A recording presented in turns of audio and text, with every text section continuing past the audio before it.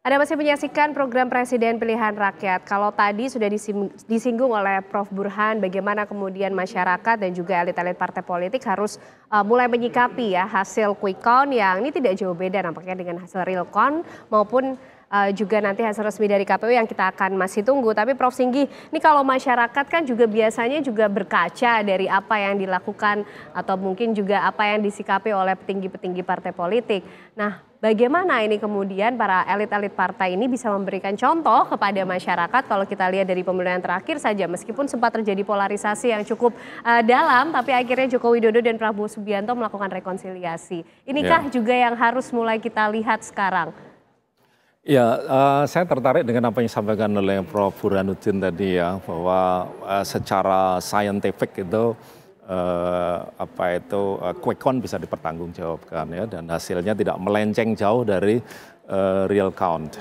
Nah, saya sendiri langsung merasakan dan mengamati di beberapa TPS di Semarang dan juga saya telepon ke teman-teman ya semuanya proses pencoblosan itu berjalan dengan lancar, dengan damai ya dan kita melihat seperti yang disampaikan oleh Pak Presiden sendiri bahwa pengawasan dan pengamanan monitoring terhadap proses pencoblosan itu sendiri kan sudah berlapis-lapis ya. Disaksikan oleh masyarakat, ada saksi, ada Bawaslu dan sebagainya sehingga kemungkinan terjadinya adanya satu penyelewengan, penyimpangan itu kecil sekali ya. Kecuali di luar itu ya kita nggak tahu tapi tampaknya kalau kita lihat prosesnya itu semuanya damai saja ya. Nah, kemudian yang kedua saya melihat bahwa justru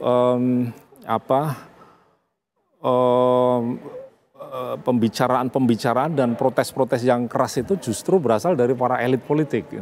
Jika dibandingkan dengan ya di dalam masyarakat itu malah lebih kelihatan tentrem dan ayem gitu. Tapi elit politiknya. Nah, oleh sebab itulah maka saya menghimbau para elit politik dan terutama para juru bicara tim pemenangan yang juga dari kalangan para elit politik ini hendaknya bisa menyampaikan pernyataan-pernyataan, kemudian juga himbauan-himbauan, informasi yang betul-betul aktual dan faktual gitu ya, dengan nada yang lebih mendinginkan ya, lebih mendinginkan baik untuk diri sendiri maupun untuk masyarakat. Nah, sejak dulu saya sangat kagum dengan ini saudara Dhanil Ansar Simanjuntak itu ya sebagai juru bicara Menteri Pertahanan, kemudian kemarin juga jadi juru bicara TPN Prabowo. Ini beliau di dalam menyampaikan informasi, keterangan dan sebagainya itu ya faktual, kemudian juga aktual dan dengan nada yang dingin, narasi yang mendinginkan. Inilah saya kira yang perlu kita kembangkan ya di dalam masyarakat politik kita ya. Jangan sampai justru provokasi-provokasi atau bicara yang keras itu justru datang dari para pemimpinnya yang nanti akan membakar massa. Dan nanti kalau massa tidak terkendali itu malah justru bahaya ya dan sulit dikendalikan kalau memang sudah mereka chaos. Nah, oleh sebab itulah maka saya menghimbau terutama kepada elit politik dan juga para juru bicara dari tim pemenangan ini supaya memiliki wisdom ya di dalam menyampaikan. Kalau di dalam tradisi Jawa itu ada papan, empan, adepan. Ya. Papan itu ketika kita bicara di mana, waktunya kapan. Kemudian empan itu isinya apa, apakah ini patut tidak saya sampaikan. Kemudian adepan itu dengan siapa kita bicara, ya, dengan sesama, dengan orang yang lebih kita hormati, dengan masyarakat lebih bawah, sehingga kita itu pas ya di dalam bicarakan. Nah, itulah saya kira. Nah, kemudian yang ketiga, saya kira saya sangat menghargai sikap Pak Jokowi, kemudian juga Pak Prabowo Subianto yang di dalam akhir dari acara debat itu ya mengajak nanti siapapun pemenangnya bisa saling bergandengan, merangkul, kemudian saling memaafkan, saling silaturahim. Dan saya kira ini sesuai dengan apa yang dulu diwariskan oleh Bung Karno ya bahwa salah satu kunci kemenangan dari Baik. Nenek moyang kita dulu melawan penjajah, para founding father itu adalah persatuan. Oke, Oleh sebab itu baik. ke depan membangun Indonesia harus bersatu. Harus bersatu. Tapi kita akan simak dulu informasi dari rekan kita Leo Chandra, Prof. Singgi dan juga Prof. Burhan yang sekarang sudah berada di Bawaslu. Leo, ada informasi terbaru apa yang dapat Anda sampaikan dari Bawaslu? Silakan.